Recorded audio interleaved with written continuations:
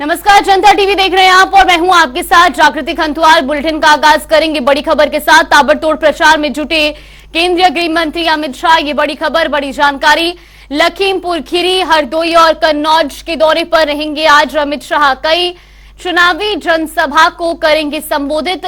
BJP प्रत्याशी के लिए करेंगे प्रचार। ये बड़ी खबर, बड़ी जानकारी आपको बता रही, जहां बीजेपी प्रत्याशी के लिए प्रचार प्रसार में आज अमित शाह ताबड़तोड़ प्रचार करेंगे। आपको बता दें कि उत्तर प्रदेश में आज वो लखीमपुर खीरी, हरदोई और कन्नौज का दौरा करेंगे और इस दौरान वो कई जनसभाओं को भी संबोधित करेंगे। ये बड़ी खबर, बड़ी जानकारी। वहीं उनके आगमन को लेकर सभी तैयारियां पूरी हो चुकी हैं। जनसभा स्थल पर भी सभी तैयारियां कर ली गई हैं और आज वो बीजेपी प्रत्याशी के समर्थन में चुनावी जनसभा को संबोधित करेंगे। तो लखीमपुर खीरी, हरदोई और कन्नौज दौरे पर रहेंगे केंद्रीय गृह मंत्री अमित शाह। कई चुनावी जनसभा को संबोधित करेंगे। इस वक्त की ये बड़ी खबर, बड़ी जानकारी। तो बीजेपी प्रत्याशी के लिए करेंगे चुनावी प्रचार। ये बड़ी खबर आपको बता रही, जहां उत्तर प्रदेश में ताबड़तोड़ प्रचार में भारतीय जनता पार्टी जुटी हुई है। हर एक जिले में जहां बीजेपी की ओर से चुनावी जनसभाएं आयोजित की जा रही है और इसी सिलसिले में आज उत्तर प्रदेश में लखीमपुर खीरी, हरदोई और कन्नौज में अमित शाह चुनावी प्रचार प्रसार करेंगे। इस वक्त की ये बड़ी खबर, बड़ी जानकारी।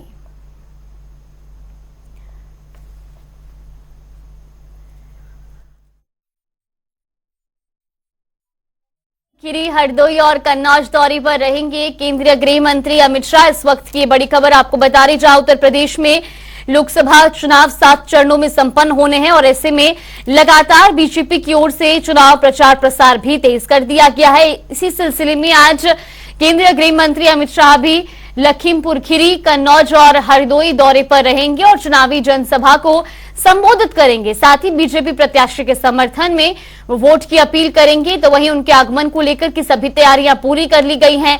मंच से ये तस्वीरें भी आपको दिखा रही, जहां अब से कुछ ही देर में केंद्रीय गृह मंत्री अमित शाह पहुंचेंगे और जनसभा को संबोधित करेंगे। तो जनसभा स्थल पर भी सभी तैयारियां पूरी कर ली गई हैं। प्रशासन की ओर से भी सुरक्षा के पुख्ता इंतजाम किए गए हैं और यही वो जगह होगी जहां पर चुनावी जनसभा की जाएगी और मंच से केंद्रीय गृह मंत्री अमित शाह जनता को संबोधित करेंगे और साथ ही बीजेपी प्रत्याशी के समर्थन में वोट की अपील करेंगे। ये बड़ी खबर, बड़ी जानकारी। आज ताबड़तोड़ प्रचार प्रसार के लिए उत्तर प्रदेश पहुंचेंगे केंद्रीय गृह मंत्री अमित शाह। तो लखीमपुर खीरी, हरदोई और कन्नौज दौरे पर वो है और कई चुनावी जनसभा को संबोधित भी करेंगे। ये बड़ी खबर आपको बता रहे हैं, इस वक्त की ये बड़ी जानकारी। आज अमित शाह लखीमपुर खीरी, हरदोई और कन्नौज में जनसभा को संबोधित करेंगे और बीजेपी प्रत्याशी के समर्थन में वोट की अपील करेंगे। तो उत्तर प्रदेश में आज अमित शाह धुआंधार प्रचार प्रसार करते नजर आएंगे।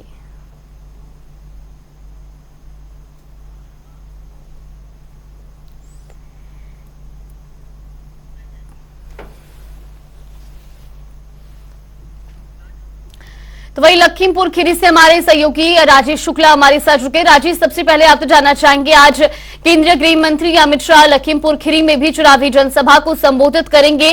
किस वक्त तक उनके लखीमपुर खीरी पहुंचने की उम्मीद?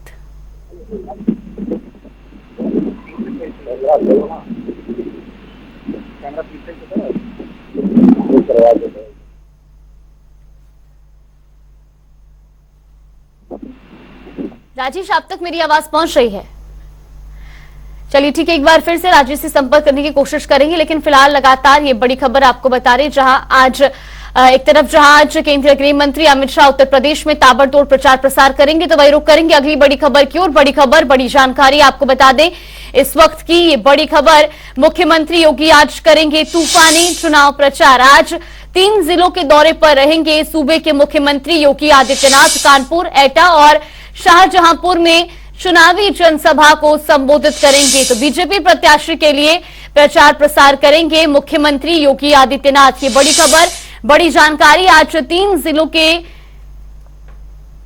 दौरे पर रहेंगे सूबे के मुख्यमंत्री योगी आदित्यनाथ और साथ ही आपको बता दें कि कानपुर, एटा और शाहजहांपुर में आज वो चुनावी जनसभा को संबोधित भी करेंगे। तो लगातार जहां उत्तर प्रदेश में भारतीय जनता पार्टी धुआंधार प्रचार प्रसार में जुटी हुई है और इसी सिलसिले में आज बीजेपी प्रत्याशी के समर्थन में मुख्यमंत्री योगी आदित्यनाथ भी चुनावी प्रचार करेंगे, चुनावी जनसभा को संबोधित करेंगे।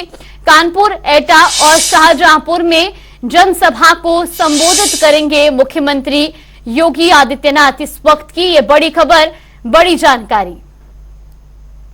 तो चौथे चरण में जहां उत्तर प्रदेश की सीटों में चुनाव होना है और ऐसे में आपको बता दें कि चौथे चरण के लिए अब भारतीय जनता पार्टी की ओर से भी चुनावी प्रचार और तेज कर दिया गया है और इसी सिलसिले में जहां आज 3 जिलों के दौरे पर रहेंगे सूबे के मुखिया योगी आदित्यनाथ, कानपुर, एटा और शाहजहांपुर में आज वो चुनाव प्रचार करते नजर आएंगे और साथ ही बीजेपी प्रत्याशी के लिए प्रचार प्रसार करेंगे, वोट की अपील करेंगे। इस वक्त की ये बड़ी खबर, बड़ी जानकारी। आज सीएम योगी आदित्यनाथ करेंगे तूफानी चुनाव प्रचार। आज 3 जिलों के दौरे पर वो रहेंगे और साथ ही आपको बता दें कि कानपुर, एटा और शाहजहांपुर में वो जनसभा को संबोधित करेंगे।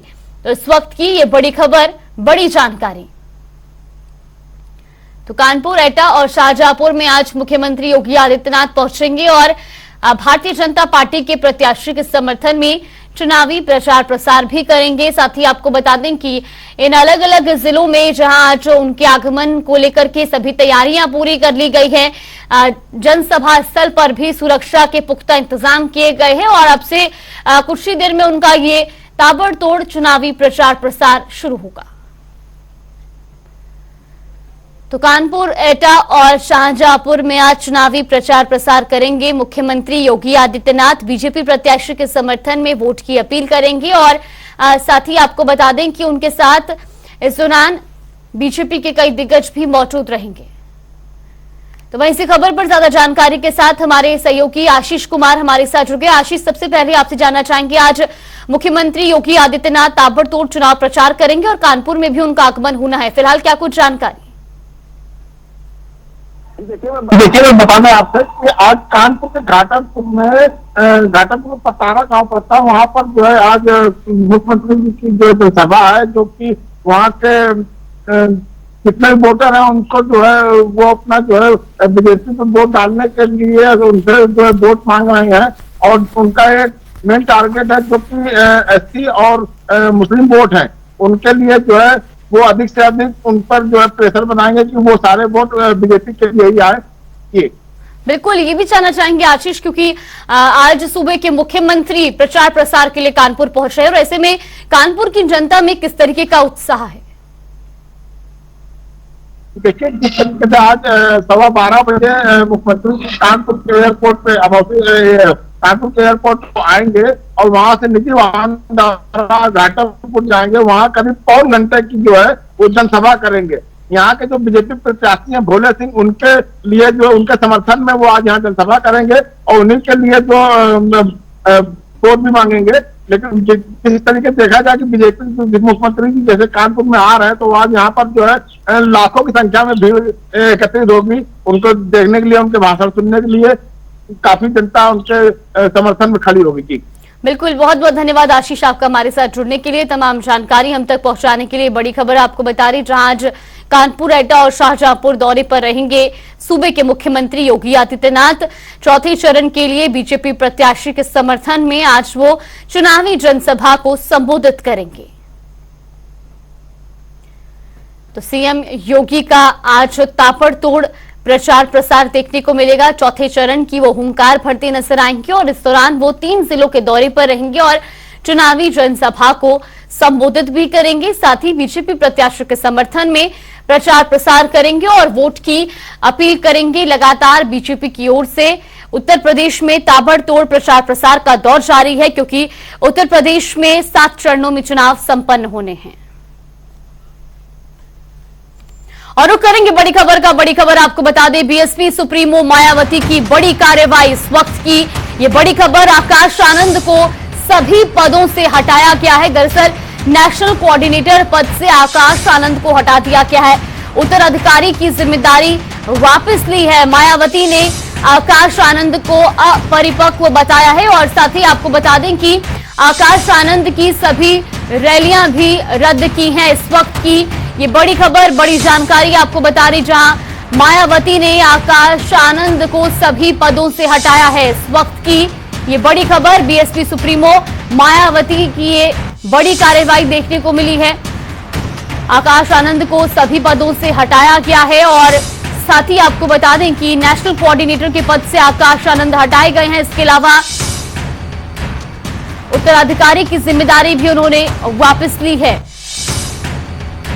तो आकाश आनंद की सभी रैलियां भी रद्द की गई हैं और साथ ही उन्होंने पोस्ट कर लिखा है कि विदित है कि बीएसपी एक पार्टी के साथ ही बाबा साहेब डॉक्टर भीमराव अंबेडकर के आत्मसम्मान, स्वाभिमान और सामाजिक परिवर्तन का भी मूवमेंट है, जिसके लिए काशी राम जी और मैंने खुद भी अपनी पूरी जिंदगी समर्पित की है और इसे गति देने के लिए कई पीढ़ियों को भी तैयार किया जा रहा है। इसी क्रम में पार्टी में अन्य लोगों को आगे बढ़ाने के साथ ही आकाश आनंद को नेशनल कोऑर्डिनेटर और अपना उत्तराधिकारी घोषित किया, लेकिन पार्टी और मूवमेंट के व्यापक हित में पूर्ण परिपक्वता आने तक अभी उन्हें इन दोनों अहम जिम्मेदारियों से अलग किया जा रहा है, जबकि इनके पिता श्री आनंद कुमार पार्टी और मूवमेंट में अपनी जिम्मेदारी पहले की तरह ही निभाते रहेंगे।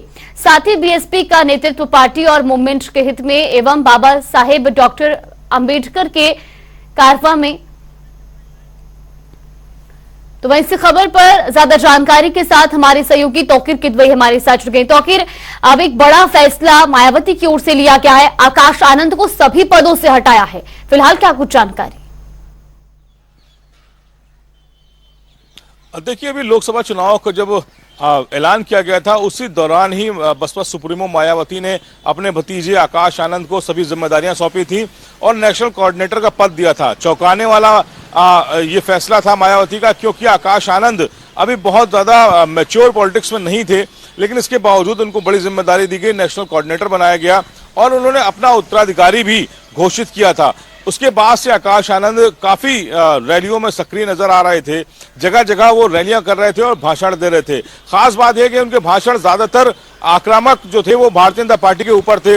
बसपा की एक रैली में जो सीतापुर में हो रही थी, उस दौरान उन्होंने आतंकी संगठन कहा था भाजपा को, उसके बाद उन पर एफआईआर भी दर्ज हुई थी। उसी एफआईआर के बाद से ही आकाश आनंद की सभी रैलियां रद्द कर दी गई, उनको किसी भी कार्यक्रम में जाने का मौका नहीं मिला और लगातार ऑफ द कैमरा हो चुके थे आकाश आनंद। और अभी कल जब ये ऐलान किया गया बसपा सुप्रीमो के तरफ से ट्विटर पर, वो कहीं ना कहीं चौंकाने वाला फैसला था, क्योंकि 2.5 महीना ही अभी हुआ था आकाश आनंद को कोऑर्डिनेटर बनाए हुए।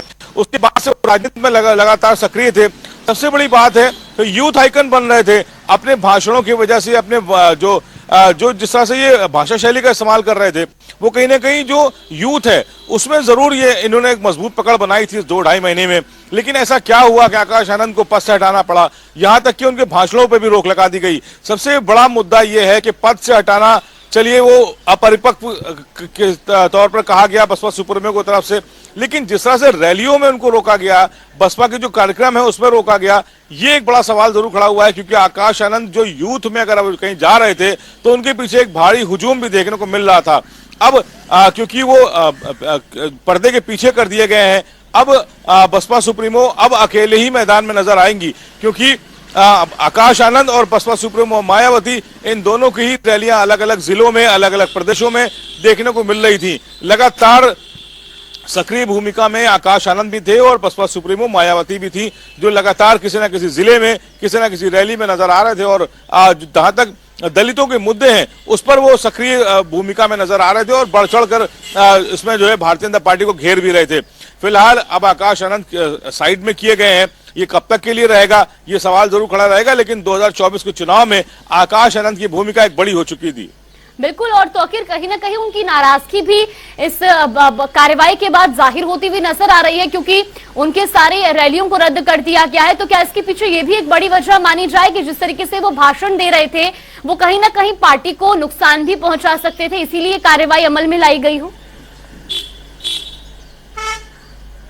जी, मैंने आपको बताया कि देखिए कई तरह के अब सवाल खड़े हुए हैं, क्योंकि जब रात में जिस तरह का ट्वीट आया बसपा सुप्रीमो को, और उसके बाद से ही सोशल मीडिया पर यह बहस का एक मुद्दा बन चुका है कि आकाश आनंद आखिर किसे खटक रहे थे, बसपा सुप्रीमो मायावती को या फिर भारतीय जनता पार्टी को। अलग अलग तरह के लोग पोस्ट कर रहे हैं और उसपे जो राजनीतिक विशेषज्ञ हैं वो भी अपना मत रख रहे हैं। तो कहीं ना कहीं एक चर्चा का विषय बन चुका है आकाश आनंद का ये पद से हटाए जाना। लेकिन ये जरूर है कि जिस तरह से वो घेर रहे थे भारतीय जनता पार्टी को, कहीं ना कहीं मुसीबत जरूर खड़ी कर रहे थे।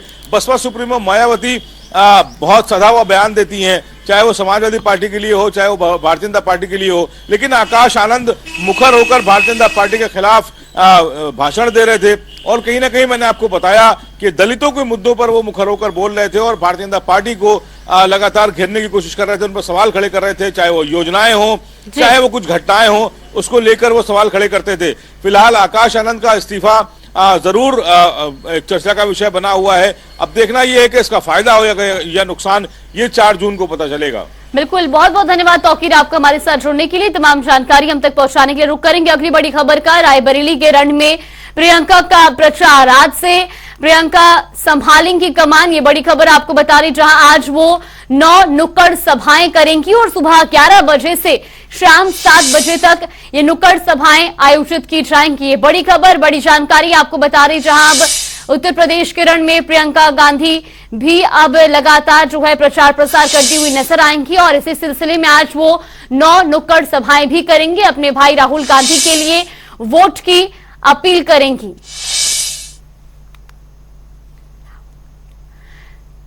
इसी खबर पर ज्यादा जानकारी के साथ हमारे सहयोगी राहुल मिश्रा हमारे साथ जुड़े। राहुल, सबसे पहले आपसे जानना चाहेंगे, आज से प्रियंका गांधी जो है चुनावी प्रचार करती हुई नजर आएंगी रायबरेली में, फिलहाल क्या कुछ जानकारी, किस तरीके की तैयारियां कांग्रेस की ओर से?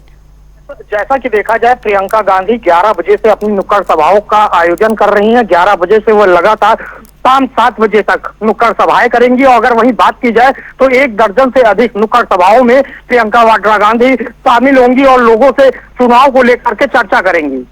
बिल्कुल राहुल, साथ ही ये भी जानना चाहेंगे क्योंकि रायबरेली का ये रण है और ऐसे में ये कांग्रेस का गढ़ भी माना जाता है, लेकिन गठबंधन में चुनाव लड़ा जा रहा है, तो क्या समाजवादी पार्टी के कार्यकर्ता और कांग्रेस के कार्यकर्ताओं में भी यहाँ पर प्रचार प्रसार में एकजुटता देखी जा रही है?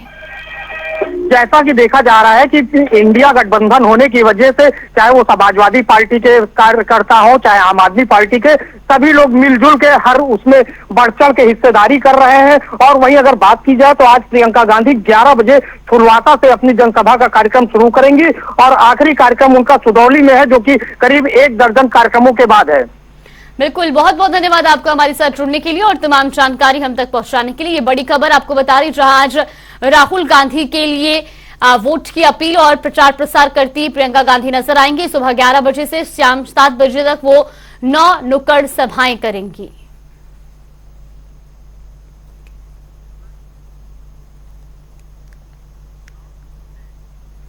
और हरदोई से बड़ी खबर आपको बता दें, हरदोई के चुनावी दौरे पर मायावती माधवगंज में रैली को संबोधित करेंगी। बसपा सुप्रीमो मायावती बसपा प्रत्याशी के समर्थन में करेंगी प्रचार। ये बड़ी खबर, बड़ी जानकारी आपको बता रही, जहां बसपा प्रत्याशी के समर्थन में प्रचार करेंगी बसपा सुप्रीमो मायावती। हरदोई के चुनावी दौरे पर आज मायावती रहेंगी। ये बड़ी खबर, बड़ी जानकारी, माधवगंज में वो रैली को संबोधित करेंगी।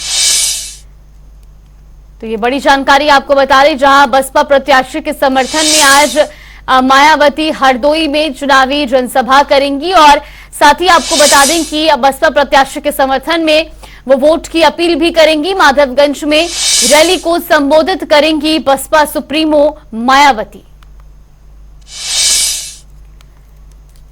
तो हरदोई के चुनावी दौरे पर रहेंगी मायावती। और रुक करेंगे अगली बड़ी खबर का। मुख्यमंत्री योगी आदित्यनाथ का बड़ा बयान, कांग्रेस पर जमकर बोला हमला। ये बड़ी खबर आपको बता रही, जहां सीएम योगी आदित्यनाथ ने कांग्रेस पर निशाना साधते हुए कहा कि SC/ST के अधिकारों पर घुसपैठ की कोशिश की जा रही है, कांग्रेस के मंसूबे पूरे नहीं हो पाएंगे। साथ ही सीएम योगी आदित्यनाथ ने कहा कि कांग्रेस के मंसूबों को जनता कभी नहीं स्वीकारेगी। कांग्रेस ने कश्मीर में धारा 370 लगाई और पूरे देश की जनता एनडीए को समर्थन दे रही है। तो ये बड़ी खबर आपको बता रही, जहां सूबे के मुखिया योगी आदित्यनाथ ने कांग्रेस पर निशाना साधा है। उन्होंने कहा कि आज कांग्रेस SC/ST का हक छीनने की कोशिश कर रही है, लेकिन जनता इसे कभी नहीं स्वीकारेगी। ये बड़ी खबर, जहां उन्होंने कांग्रेस पर निशाना साधा है। उल्टा चोर कोतवाल को डांटे। यह हर व्यक्ति जानता है, बांटो और राज करो, ये कांग्रेस को विरासत में प्राप्त हुआ है। अंग्रेजों की कुटिल चाल को 1947 में कांग्रेस ने सफल होने दिया और देश का बंटवारा पहले किया। आजादी के बाद जाति के नाम पर, क्षेत्र के नाम पर, भाषा के नाम पर देश के अंदर वर्ग संघर्ष करा करके आतंकवाद, नक्सलवाद, अलगाववाद, ये सब तो कांग्रेस की देन है। और यूपीए चेयरपर्सन के रूप में श्रीमती सोनिया गांधी जी ने 2004 से 2014 के बीच में क्या किया था, कौन नहीं जानता उस समय। क्या ये सच नहीं कि ओबीसी के आरक्षण पर सेंध लगाने के लिए उस समय जस्टिस रंगनाथ मिश्रा की कमेटी इन्होंने गठित की थी और कमेटी ने संस्तुति की थी कि ओबीसी के आरक्षण में से 6% आरक्षण मुसलमानों को दे दिया जाए। तो भारतीय जनता पार्टी ने उस समय और एनडीए ने उस समय विरोध किया था, इनके मंसूबे पूरे नहीं हो पाए। फिर एससी एसटी के अधिकारों पर भी इन लोगों ने घुसपैठ करने का प्रयास किया था और सच्चर कमेटी की रिपोर्ट में कि मुसलमानों की कुछ जातियों को अनुसूचित जाति में शामिल किया जाए, यह भी कांग्रेस के समय हुआ था। तो कांग्रेस उस समय, एनडीए और बीजेपी ने इसका विरोध किया था, कांग्रेस के मंसूबे पूरे नहीं हो पाए। आज जब 2024 का लोकसभा का सामान्य चुनाव चल रहा है, इस चुनाव में कांग्रेस क्या कर रही है, कांग्रेस का मैनिफेस्टो क्या कहता है? मैनिफेस्टो ही विभाजनकारी है, भारत को वर्ग संघर्ष की ओर ले जाने वाला है। चलिए, बुलेटिन में फिलहाल के लिए बस इतना ही। यहाँ पे रुकते हैं छोटे से ब्रेक।